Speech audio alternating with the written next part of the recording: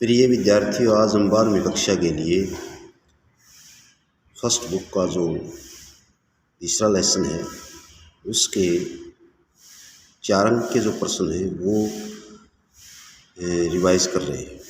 उनको जो ना बड़ा ध्यानपूर्वक सुनना है। पहला क्वेश्चन है, योजना आयोग के कोई 4 कार्य लिखो।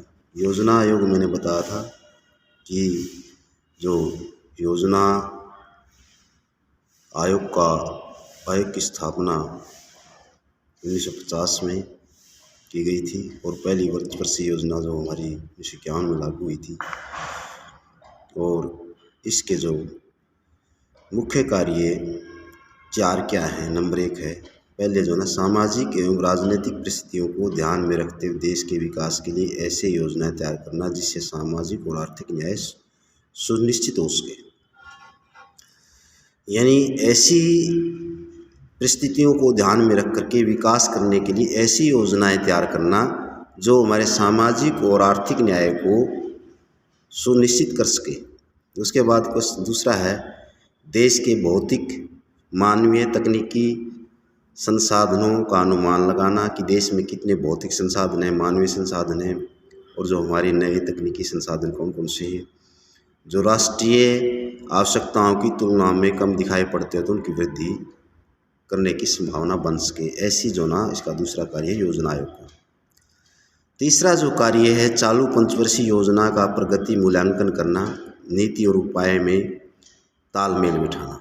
यानी जो देश के लिए नीतियां बनाई जाती हैं उनके उपयोग के लिए जो तालमेल करना और जो प्रगति के लिए मूल्यांकन करना, ये 5 वर्ष के लिए जो योजनाएं बनाई जाती हैं। जो उसके बाद चौथा इसका जो कार्य है वो है कि भाई पंचवर्षीय योजनाओं के लिए ऐसे भिन्न भिन्न संयंत्रों को जुटाना जो उसकी सेवा में काम आ सके। यानी ऐसे यंत्रों को एकत्रित करना जो योजना आयोग के विभिन्न कार्यों में काम आ सके। ये जो ना इसके जो ना विभिन्न 4 कार्य। उसके बाद है नियोजन।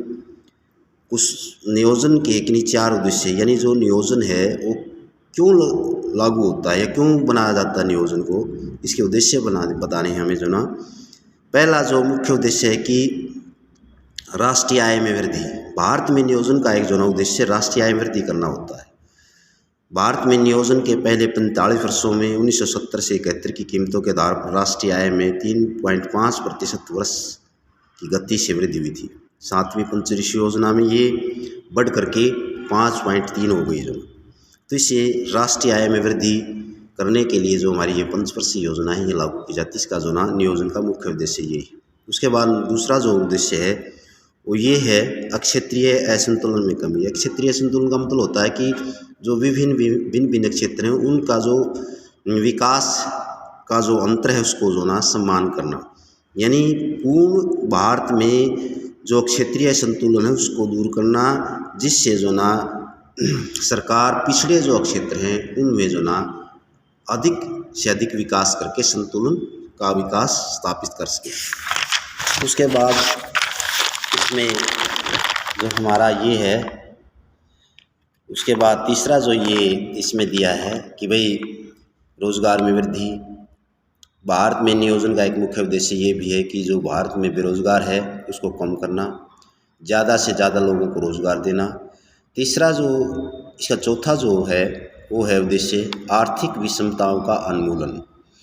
जो भारत की आय में व्यापक अंतर है, नियोजन का एक मुख्य उद्देश्य ये भी कि जो आय के विभिन्न अंतर हैं उनको आर्थिक विषमताओं को दूर करना। समाज में जो भिन्न भिन्न प्रकार की जो विषमताएं हैं जिससे जो ना हमारा जो आर्थिक असंतुलन बढ़ गया है उसको कम करना ही राष्ट्रीय नियोजन का मुख्य उद्देश्य है।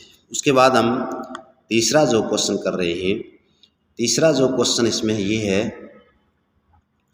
कि भाई भारत में आर्थिक नियोजन की आवश्यकता के 4 कारण बताइए। किन किन कारणों से, या इसके प्रश्न दूसरा भी आ सकता है कि भारत में नियोजन पद्धति को क्यों चुना गया या नियोजन क्यों आवश्यक पड़ा। इस प्रकार के जो क्वेश्चन पूछे जा सकते हैं। तो हमारा जो तीसरा जो क्वेश्चन है इसमें ये बताया गया है कि इसके जो 4 कारण हैं आर्थिक नियोजन को आवश्यक रूप से मानने का। पहला जो ना क्या है कि नियोजन से मजदूरों और अन्य निर्धन वर्गों का शोषण की सुरक्षा की जाती है। इस कारण से भी जो ये आर्थिक नियोजन की आवश्यकता पड़ती है। जो हमारे देश में मजदूर हैं या जो निर्धन व्यक्ति हैं उनके शोषण से जो ना बचा जा सकता है। उसके बाद नंबर 2 है नियोजन के कारण राष्ट्रीय पूंजी चंद हाथों के केंद्रीकरण। जो हमारी देश की जो पूंजी है, कई बार हम इसका जो नियोजन की आवश्यकता इसलिए पड़ती है क्योंकि जो ये जो राष्ट्रीय पूंजी है कुछ जो बड़े बड़े लोग हैं उनमें केंद्रीकरण है, उसकी उनके हाथ में ना आए, बल्कि जो नीतियाँ लागू होंगी तो उसमें से ना जो सामान्य वर्ग है का व्यक्ति है उसको भी इसको लाभ होगा। नंबर 3 है नियोजन से सामाजिक समता पर आधारित समाज की समाप्ता हो। समता या सामाजिक समता का मतलब होता है कि समाज में हर वर्ग को समान अधिकार प्राप्त होना है, सभी को किसी प्रकार का भेदभाव नहीं होना, सामाजिक समानता पर आधारित समाज कहलाता है। तो ये नियोजन से ही संभव हो सकता है। उसके बाद चौथा जो है नियोजन समाज के विभिन्न वर्गों में समन्वय स्थापित करके विकास के लक्ष्यों की पूर्ति की जा सकती है। यानी जो समाज में भिन्न भिन्न वर्ग हैं उनमें आपसी संबंध बना करके जो हमारा विकास के लक्ष्य हैं उनको पूरा किया जा सके, ये इसके जो ना मुख्य उद्देश्य है।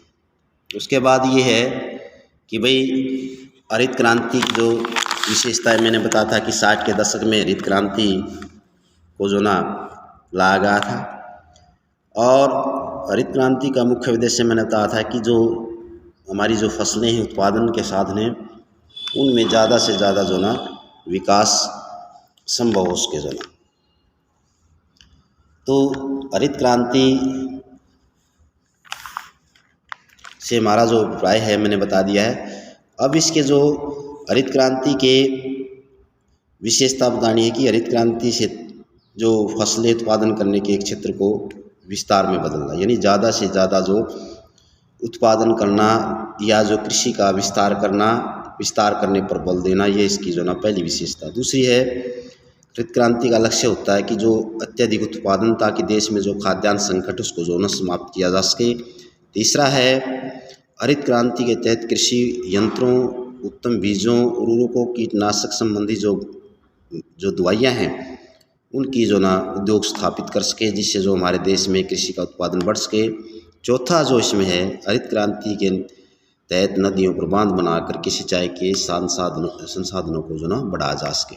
इस प्रकार से ये जो हरित क्रांति की विशेषता है। उसके बाद आता है कि मिश्रित अर्थव्यवस्था का क्या अर्थ है। मिश्रित अर्थव्यवस्था मैंने बताया था कि जिसमें पूंजीवाद व्यवस्था और सामाजिक व्यवस्था को अपनाया जाए उसको पूंजीवाद मिश्रित अर्थव्यवस्था कहते हैं।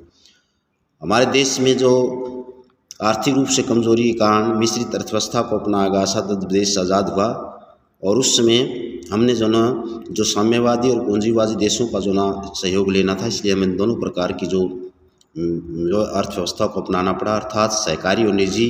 तो इस प्रकार से जब दो अर्थव्यवस्थाओं को जो ना अपनाया जाए तो उसको जो ना मिश्रित अर्थव्यवस्था के नाम से जाना जाता है। जैसे मैंने बताया कि पूंजीवादी जो देश थे उनका भी सहयोग लेना था और जो साम्यवादी देश थे उनका भी हमें सहयोग लेना था। इस प्रकार से जो ये मिश्रित अर्थव्यवस्था को अपनाया गया था भारत में। उसके बाद आता है कि आर्थिक विकास के भारतीय मॉडल की मुख्य विशेषता क्या है।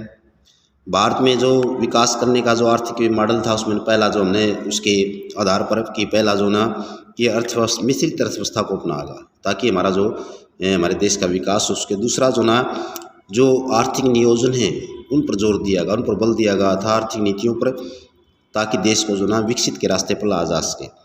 उसके बाद तीसरा इसमें यह है कि भारत में आर्थिक विकास के लक्ष्य को प्राप्त करने के लिए पंचवर्षीय योजनाएं जो 5 साल के लिए योजनाएं बनाई गई जो है उन पर बल दिया गया ताकि जो ना देश में लंबी अवधि के लिए योजनाएं बनाई जा सके।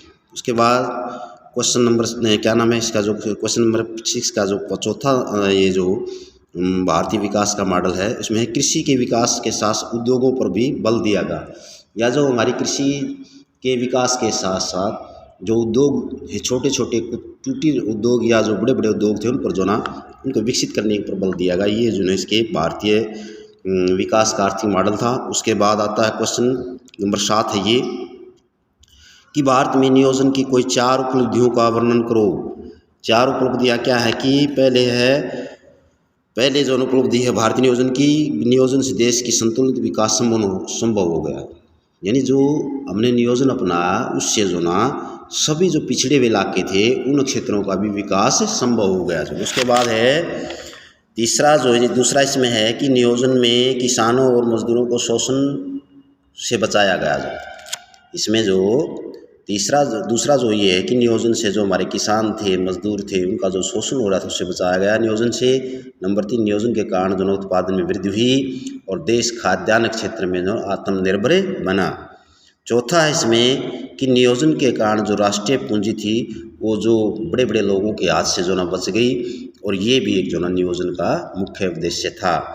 उसके बाद विकास के जो ना 4 उद्देश्य बताने हैं। वे 4 उद्देश्य कौन कौन से थे कि वैसे तो अलग अलग देशों में विकास के अलग अलग उद्देश्य होते हैं, क्योंकि सभी देशों के सामाजिक और आर्थिक परिस्थितियाँ समान नहीं होती, सबके जो ना उद्देश्य अलग अलग होते हैं। इसीलिए हमारे देश का जो मुख्य उद्देश्य था इसमें पहला था उच्च जीवन स्तर। विकास का पहला जो सर्वाधिक महत्वपूर्ण लक्ष्य होता है कि लोगों के जीवन को ऊंचा बनाना, उनके जीवन को विकसित करना और ऐसी नीतियाँ बनाए जिससे जो उनका जीवन में सुधार हो सके। उसके बाद आता है इसमें जो ना प्राकृतिक संसाधनों का उपयोग है। जो हमारे प्राकृतिक संसाधन हैं, जो खनिज पदार्थ हैं, उन पर जो ना प्रयोग पर अधिक से अधिक बल दिया गया। तो उसके बाद इसमें तीसरा है कि मूलभूत आवश्यकताओं की पूर्ति होती है। जो हमारी विकसित का एक जो अन्य लक्ष्य भी है कि जो नागरिकों की मूलभूत आवश्यकताएं हैं उन आवश्यकताओं को पूरा करना। जो मूलभूत आवश्यकताएं कौन कौन सी हैं? रोटी, कपड़ा और मकान, और उसके बाद शिक्षा, ताकि ये जो हमारे को चारों मूलभूत आवश्यकताएं हैं जो आसानी से जो ना प्राप्त हो सके, ये भी जो ना नियोजन का मुख्य उद्देश्य है। उसके बाद रोजगार की उपलब्धि। रोजगार देखो, विकास का सबसे पहला जो मुख्य एक जो होता है तत्व होता है वो होता है रोजगार। अगर हम जिस देश में रोजगार नहीं तो विकास का मॉडल नहीं उसको कहा जा सकता। विकास का मॉडल तभी कहा जाता है जब वहाँ के जो युवाओं को अधिक से अधिक रोजगार प्राप्त हों, और इस प्रकार से जो ये अधिक से अधिक आवश्यकता पूर्ति होगी तो जो ना ज़्यादा से ज़्यादा इसको वो करेंगे। तो ये हमारा जो क्वेश्चन है। उसके बाद आता है अच्छे नियोजन की 4 विशेषताएं।